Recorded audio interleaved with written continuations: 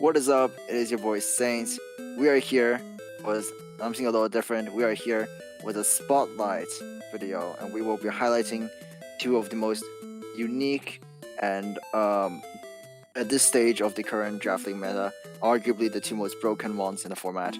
We will be going over Dragapult and Koko, and we are joined once again by a less than intelligent amphibian, Mr. Hypertoad himself. Say hello. What's going on, guys? You got the GOAT back So, here once what? again. The GOAT. You heard me correctly. Okay, well, Hacker's living in delusion, so we might have to come back and restart this video later.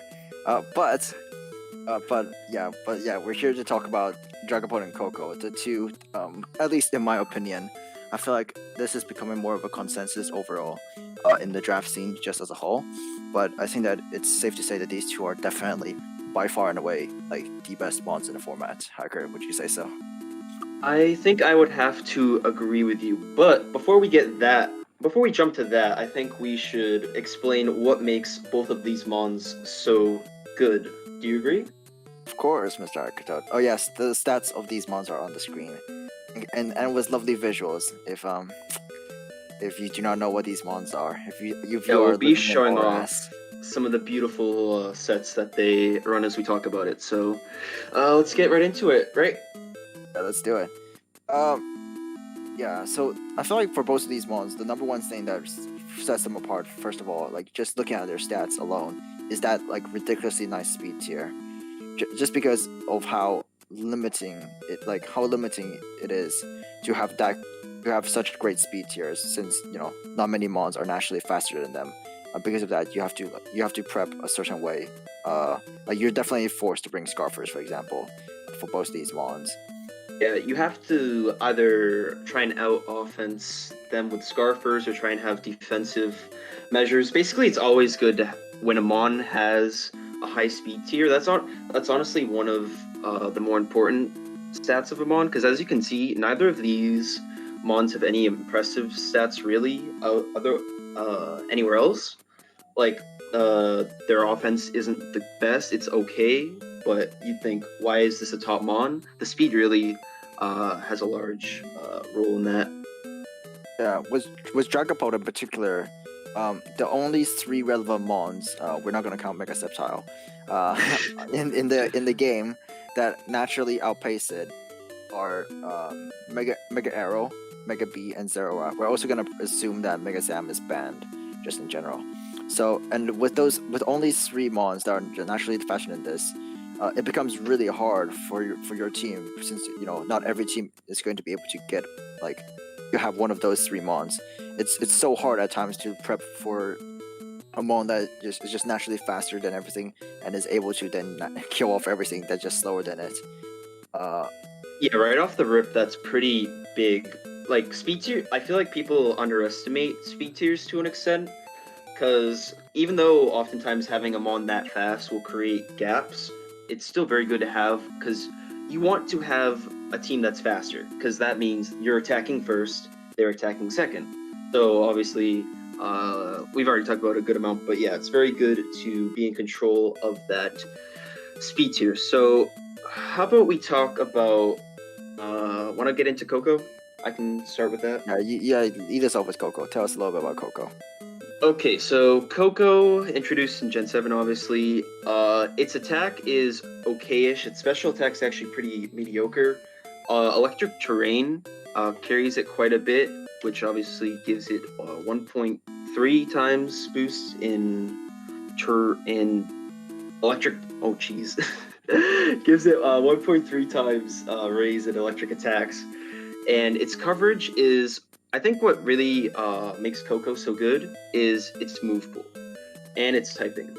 So Koko has its Electric Fairy. Electric Fairy already hits a lot. There are very few mons that resist both, and then you factor in the coverage that it has, being stuff like Grass Knot, Close Combat, has good setup options, and it has very good utility as well.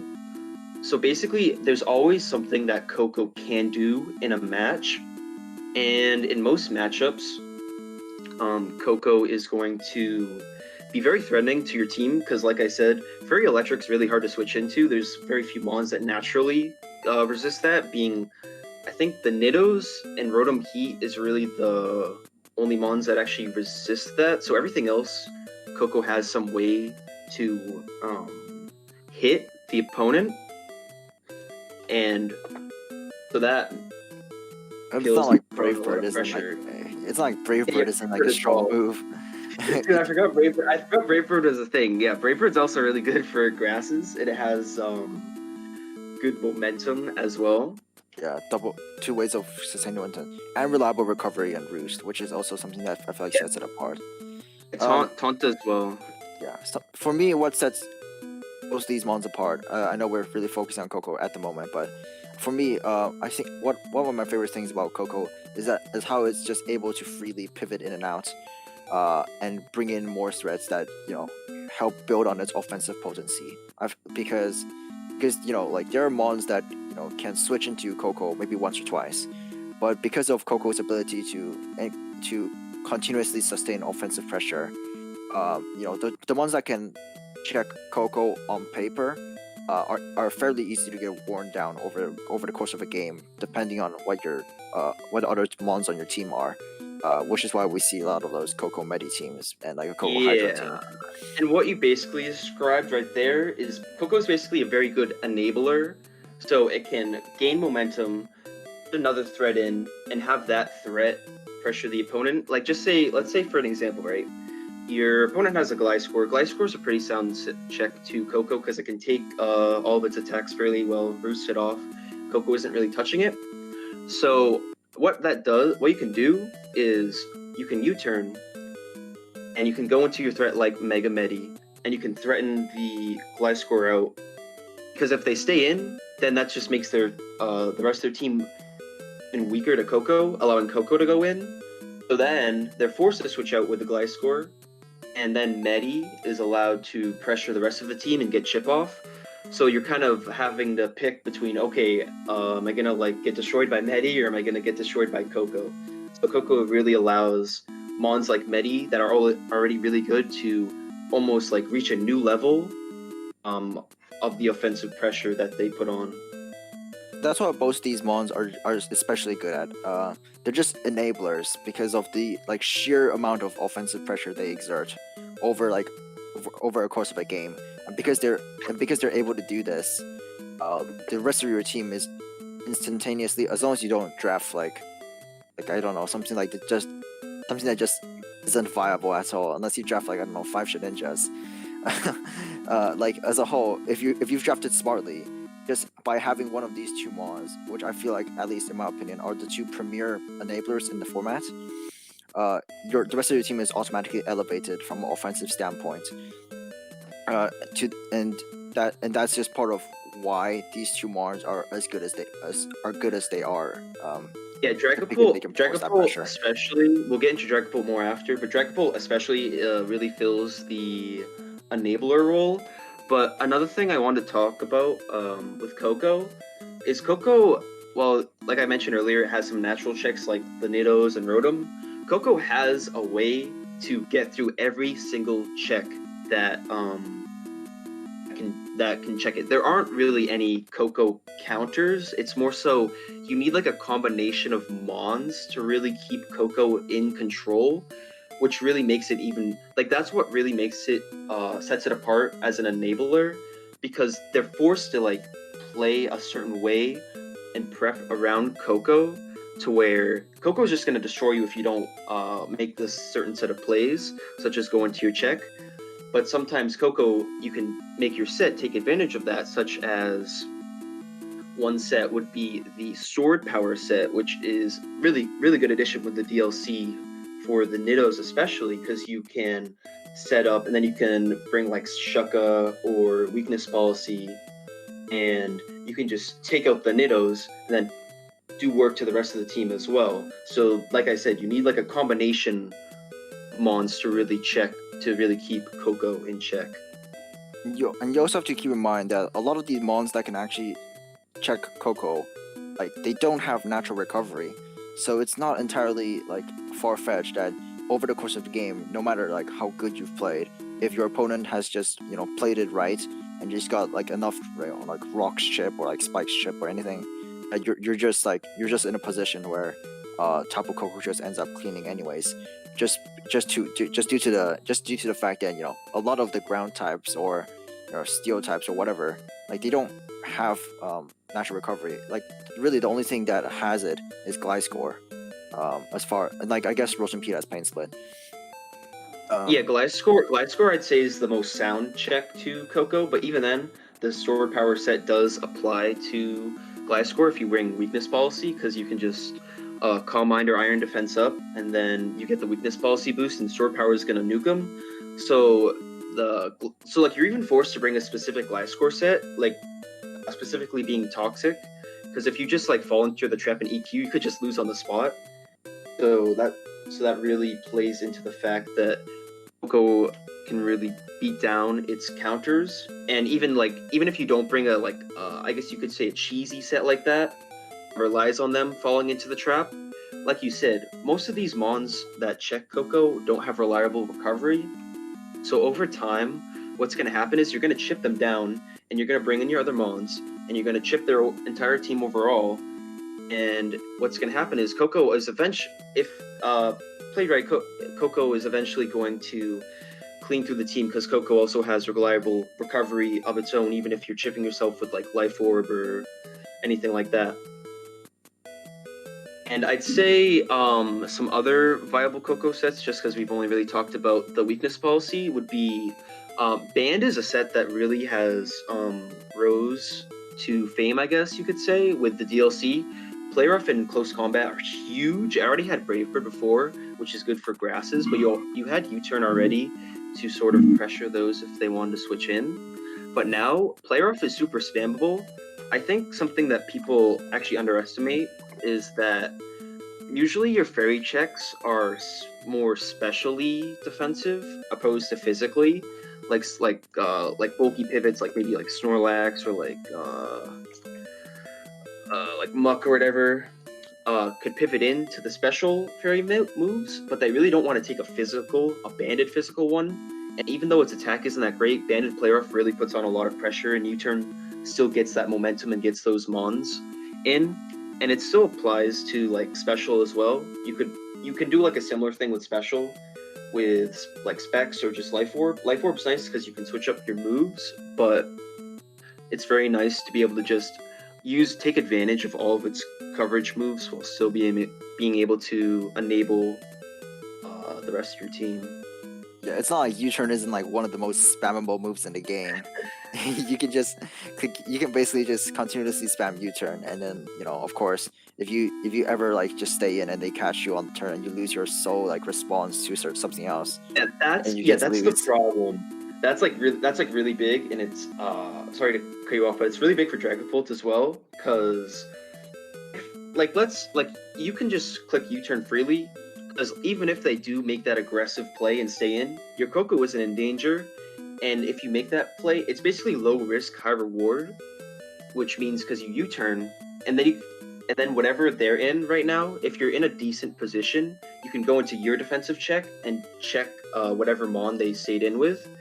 And so it's a mind, and so the U-turn is like mind games, but it's a mind game that favors you. It's not like a true 50-50, because no matter what they do, you should still be in a good position. Whereas, like you said, if they stay in, then they could just get bopped by a wall charge or a play rough, and then there goes their check to something else. And that just makes that other mon even better, so Koko pretty much did its job then. Yeah, it's filthy. And then of course, I think that one of the most common sets that we saw in Gen 7 was Calm Mind stabs, because at the time Koko didn't have the play rough to pressure things. Like it's not like this set has like gotten worse in any regard. It's just that there's no Z fairy anymore. But this set is also still deadly potent. I feel like we see this very commonly. It's just Koko's ability to to set up very comfortably, just because of the amount of switches it forces. That is annoying. Yeah. 'Cause you can also run this with like resist berries, shaka, cabia, anything. That also plays into the scarfers part, where Mhm. like let's say you're setting up calm minds with Koko, you're beating them specially. If they're not toxicking you, then you're just gonna set up on them for free, and so it really forces scarfers, which you really don't want to run scarfers honestly. Like in general, scarfer if you're forced to run scarfers, that's good for your fat. Oh, and like you said, Shucka, if you bring Shucka for the ground type, then you set up Calm Minds, you can take the EQ, then you can kill them. Then your Coco's in a really good position to sweep if they don't have much else for it. And most matchups, all you do need is dual stab. Hidden Power really didn't benefit Coco much.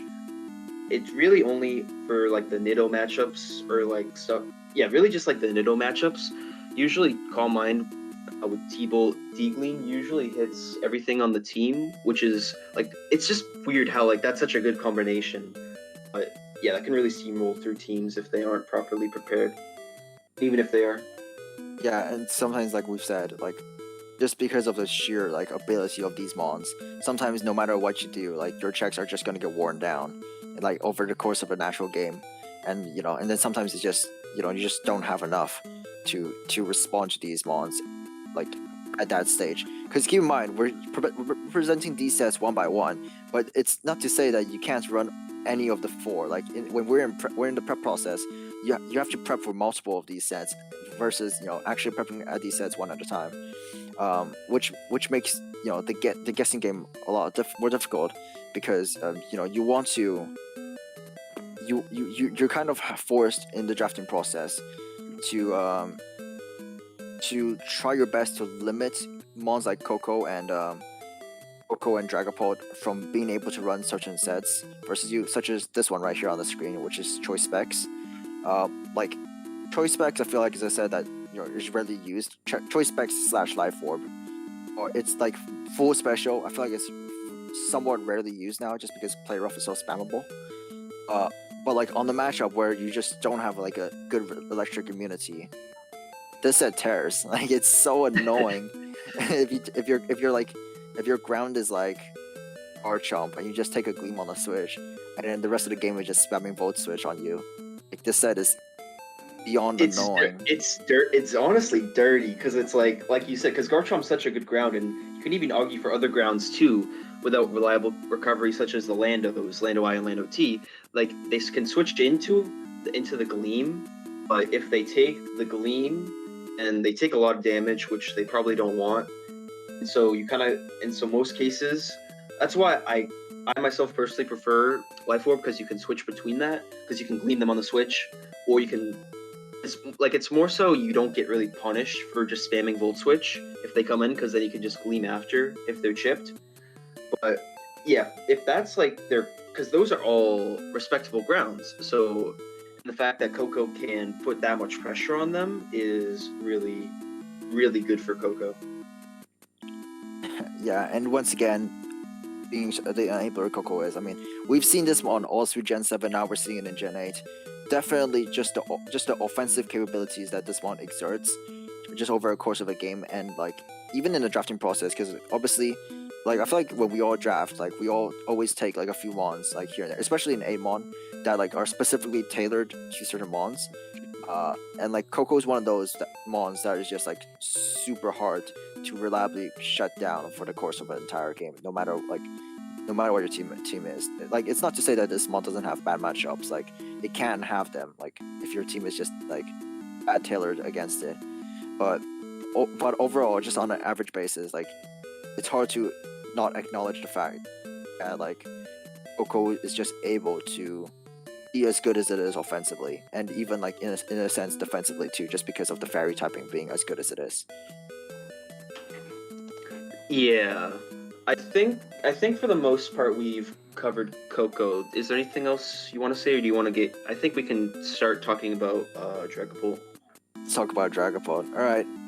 Big Dragapult. I feel like Dragapult is one of the. I feel like I don't want to say controversial, but in a sense it is controversial because I feel like depending on the community that you actively in, you either think Dragapult is like top 1 or you think it's like top 10. which is a big difference. Well, not even I top 10. think, yeah, not even top 10. I think I'll use Magirna as an example from last gen. I feel like because Magirna is completely busted. Just being blunt with that, it's completely busted and should always be banned this gen and last gen.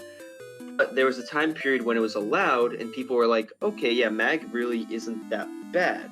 Now the like certain communities thought this, other communities were like, okay, yeah, this is banned. We're not playing with this mon. The reason why this happens is because different mons see different success in different parts of the community. For example, like you said, people have Draga as top 1 in some parts. Some people don't even have it in top 10 because some players are able to effectively show how good this mon is. Other communities haven't had a player use the mon to that ability yet, and so all you can really do if you haven't seen it is really just theory mon, and on paper you could be like, okay, yeah, Dragapult, it's really fast, but its attack is okay. Its special attack isn't really that good for like a top 10 mon. It doesn't even have physical ghost stab to take advantage of it. What makes Dragapult so good? That's what they're wondering. Yeah, and I think that it wasn't even that long ago that people didn't really consider Dragapult like as much of a problem as they do now. I think it's really after Cash Gang, the Cash Gang tour, that when John won the tour with a pretty broken Dragapult team, that Dragapult then proceeded to blow up, just because more people were then able to get a like real visual on what a well played Dragapult can do. But for me at least, Dragapult is to me the superior like the ultimate enabler in the game right now in terms of what it forces. Whereas Koko, like occasionally you can argue that Koko can be checked with the tandem of a couple like elite mons, i.e. like maybe like a Ice Core Tangros kind of thing. The way I feel like you can describe Dragapult's impact is that it forces an entire draft, especially in 8 mon. If you need to tailor an entire draft into shutting down Dragapult versus where Koko is somewhat checkable. Yeah, To the tandem of multiple mons. Koko is more of like a sort of core thing. Like we mentioned, the Tapu Koko Medi, it's more of a core thing in its enabling. Dragapult really takes advantage of the entire team. Like Dragapult loves status. That's the main thing. The Willow Hex set is, or just Hex set in general, it loves to status everything. And so if you can get your entire team to just throw around status, that really just heightens how threatening Dragapult is. And even like you said, it forces teams like Tor especially to have some sort of response to this. I think the rise of Clefairy has really signaled that this is true, because Clefairy is one of the good checks to it. But even then, if that, like I said, you get that thing statused, it's gonna take a ton from Hex. And that's the thing. Dragapult is, I feel like you have to play even more linearly. I don't know if that's a word, than you do when you play Koko, because you just throw off hexes. You get all the status off, then you just throw off hexes, and they have to go into a specific mon to deal with that. And it's the same as Koko. If they don't, then they risk losing their check to something. Let's say they have a Slowbro, we'll pair Dragapult with Mega Medi again, just because it's also it just happens to be a really good partner with Dragapult as well. Let's say the Slowbro. Okay, you want to teleport, predicting them to either go for a status or go for a U-turn. But if they just throw off the hex, then you die. But the thing is, U-turn is still free, because even if you teleport, it shouldn't be the end of the world for Dragapult. Like I said, it's a risk reward thing where there's so much risk for the non-Dragapult user, whereas the reward isn't even like, you don't even know what the reward is in that specific situation. So it's really, really tough to like the mind game really just favors Dragapult, and that's the main thing with Dragapult in general. But the Hex set really, really heightens that, and it's hard to have a team that, like, it's really hard to have a team that deals with just that one set alone in general. And then you can go, and then you go into all the other sets that you have to prepare for, and it's like, how am I supposed to really check all of that? Well, we've also not even bothered touching on something that makes Dragapult even better than it already is. This mon has dragon darts, and unlike all the other dragon types in the game that you can, sometimes in those matchups, if you're going against like an elite dragon type, you slap on the Habon berry on something, and then you revenge it off, or you take one hit, you kill it off, and you basically trade 1-for-1. But dragon darts goes through berries. It just punches through the berries and still hits, and it keeps on hitting. That's something about Dragapult that makes it even better than it already is. It's that resist berries don't really work against it. When Dragon Darts / U-turn / Ghost Move is so spammable against like 99% of teams. That limits even more. Like I said, you have to play super linearly against it. That right there, the fact that you can't run home Bondberry makes it even harder. And then you stack on the fact that one of its abilities, Infiltrator, means that, let's say you have something on your team that you could set up a sub versus, take advantage of it. Dragapult just deletes that option immediately. If you run sub versus Dragapult, you're really not going to get very far. And so that means that's another option you can pretty much just count out and prep. So Infiltrator, Dragon Darts, and then differently to Koko you can run Scarfers for, like usually ground Scarfers to keep it from getting out of control. But Dragapult also has access to Dragon Dance, so Scarfers aren't even a reliable way. So you're almost forced to prep defensively against Dragapult, and that's not really a battle that you want to be forced into. And one of the most prominent Dragon Dance sets, I feel like, is the weakness policy set that Hiker. I know that you used this one somewhat recently. But it's just that this mon has such a ridiculous amount of move pool. It has anything from T-Bolt, Thunder, Fire moves. It's got Hydro Pump. It's got Shadow Ball Hex. Hydro Pump Scald. Like, why does it get either of those moves? It doesn't. This one's so dumb, bruh. This mon has like a move pool for like 5,000 different mons in one go. It's just a matter of which 4 you choose on the right matchup. And of course, with Dragon Dance, you can take, one hit from, all of the lower tiered fairies / like maybe like Comfey. You can take, and if you run like Wisp weakness policy, you can take a knock, and you pop the +2. Like, there's just so many ways for Dragapult to get to a winning position that I feel like this mon is unhealthy. And all of them always work. Yeah, like you said, it's almost unhealthy because all of them can almost, like, you can run pretty much any of these sets in a given matchup.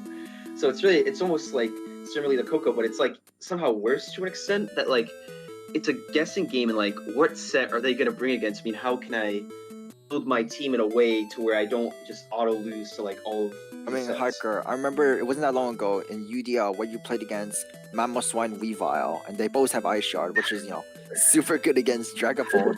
And then Dragapult still got like 3 kills. Yeah, it still killed half the team and it put an insane amount of pressure on, because you just throw out Wisps, and then once you get enough stuff status, you just throw off Hexes. And with Ghost being so good this gen, due to the lack of Pursuit, and the only thing that really wants to switch into Draga would be normal types, because the thing with Darks is they don't want to get Wisped. Most normal types don't really either versus Pult. So you can just throw off the Wisp, then you just throw off Hexes or like U-turn, and you can get something else in.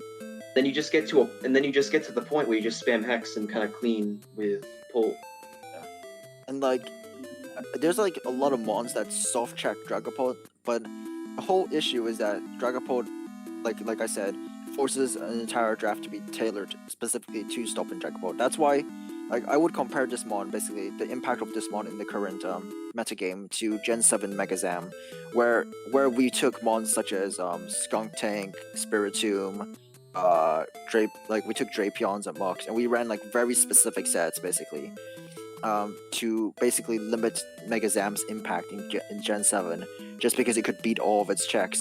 and so we had to. So basically, we found ways to force it into not being in certain sets so that we could play damage control. Same thing with Dragapult. Really, it's led to the rise of mons such as Audino, Mega Audino, Togetic, Clefairy, like all of these mons that you usually like wouldn't have seen being drafted.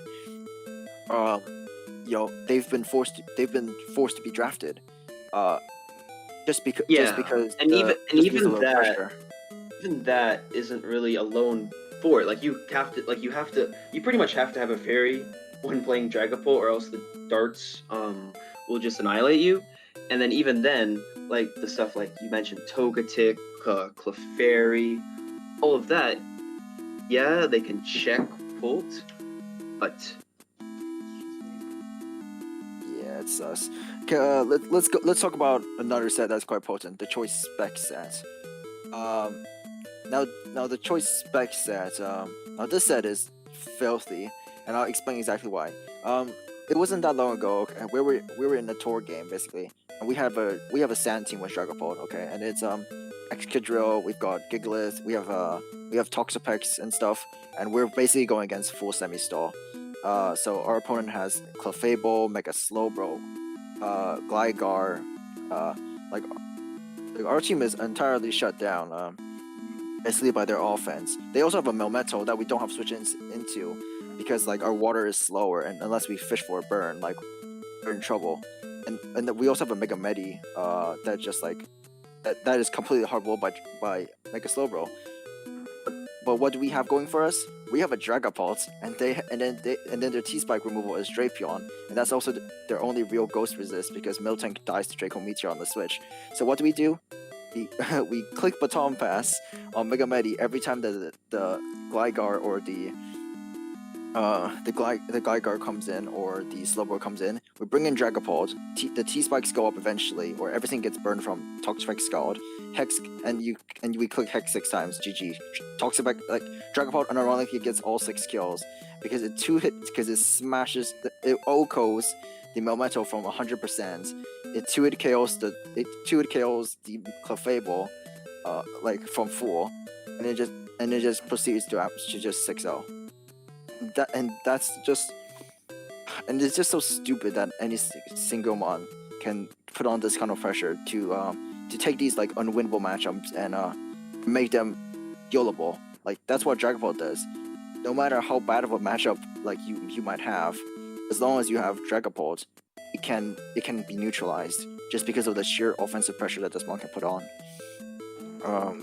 Does a bad Dragapult matchup even exist? Like you mentioned, in UDL I played a Weavile and a Mamoswine, both great Ice Shard users, and even then Dragapult managed to absolutely demolish his team. So it's like Dragapult can always find a way to threaten the opposing team, I feel. Yeah. And of course, like Specs is definitely matchup reliant, but like the most common strategy I feel like we've seen with Dragapult in draft is drafting Dragapult with like Hex/Nido, where they are like consistently able to get up T-Spikes pretty persistently and spread status. Toxapex in particular being very good at that. And once that happens, how do you just check Dragapult? And also another thing that is really underrated about Dragapult, I feel like as a whole, when we're drafting with mons, right? We obviously draft to fulfill certain archetypes. Whereas obviously Tapu Koko best operates on very offensively based teams. I feel like where they can consistently sustain momentum, bring in threats, and just keep up the offensive pressure throughout the course of a game. Dragapult doesn't really have one.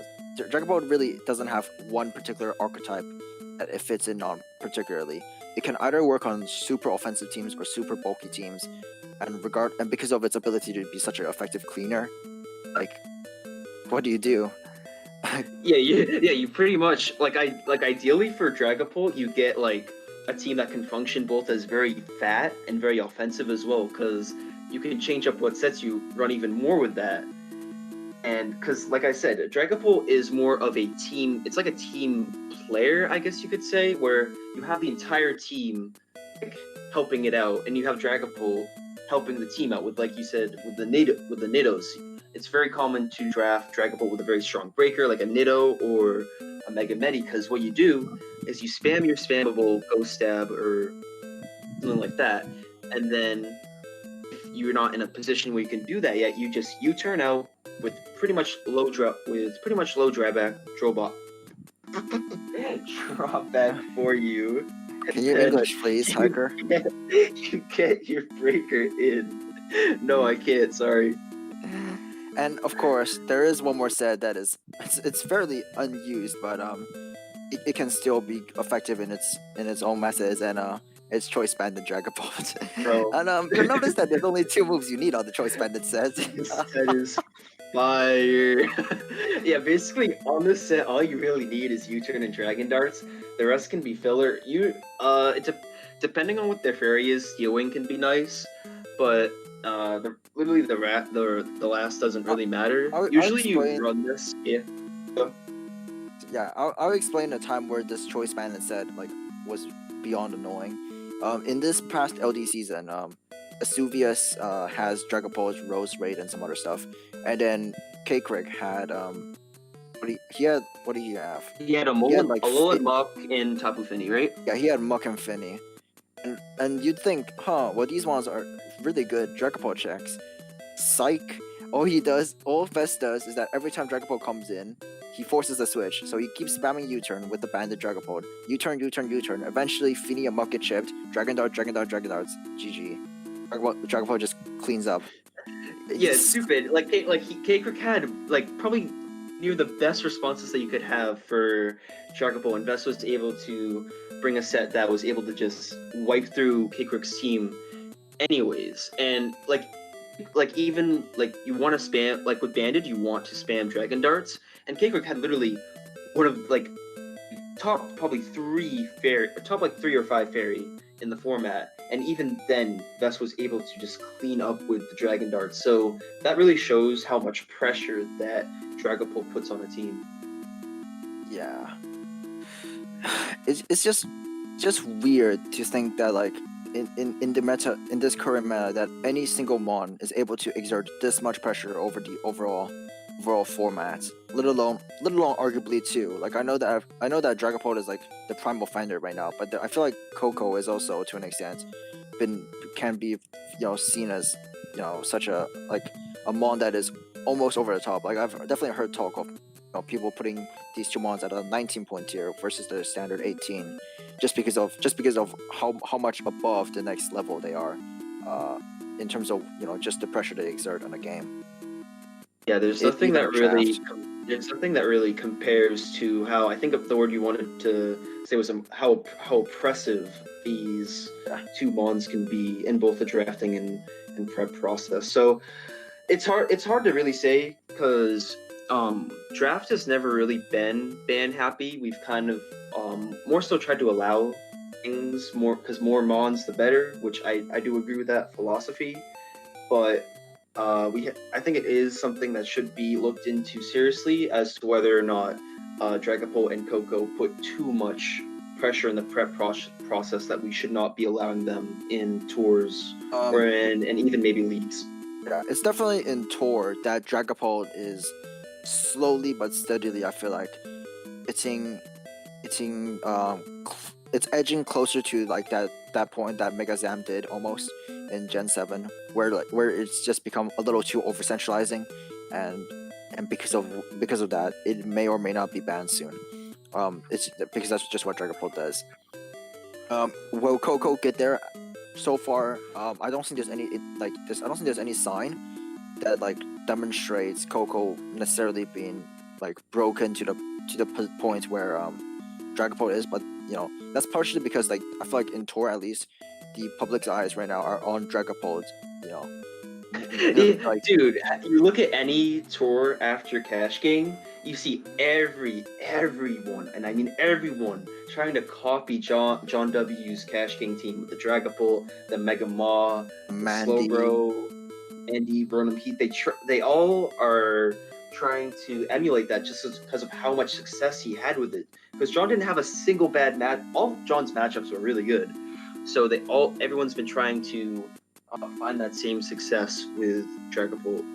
Yeah, So yeah, I can see definitely an argument or like a conversation happening soon that Dragapult is gonna get entirely banned from Tour. Not so sure about Koko yet, but yeah, that's just the way I see it. I think that like maybe not in League yet, but as the meta like continues to develop with the DLCs come out and stuff, like we could definitely see it being as too much for the game and just seeing Dragapult being banned entirely just because of like the impacts it had on them, like just because of the similarities it's had in like with like Mega Zam, which we obviously deem to be too much for Gen 7, like at the end, like now.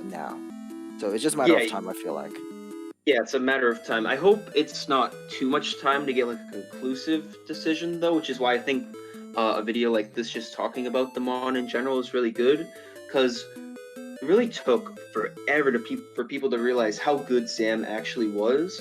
Like even when it had like like I think DPL kind of contributed to people realizing it, but it took so long and Sam never got banned, which Yeah, let's keep in mind that like as a whole, you know, we were talking to Greg about this, hacker. Do you remember?